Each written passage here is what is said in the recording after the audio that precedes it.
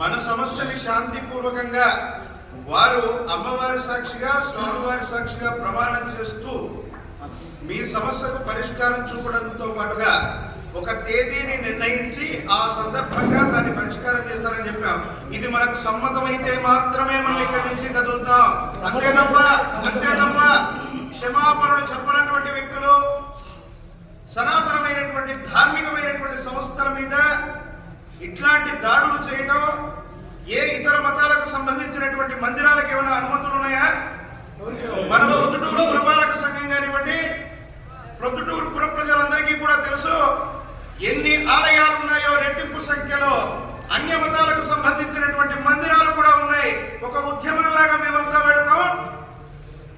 మాకు సంబంధించినటువంటి పరమ పూజ్యమైనటువంటి ఆలయాలు ఆశ్రమాన్ని పరిరక్షించుకోవాల్సినటువంటి గురుతర బాధ్యత మనందరి మీద కూడా ఉంది. సనాతనమైనటువంటి హిందూ బంధువులందరూ కూడా ఒక చైతన్య శక్తిగా మనందరం సంఘటితం అయ్యాం కాబట్టి ఈ సమస్య పరిష్కారం అయింది తప్ప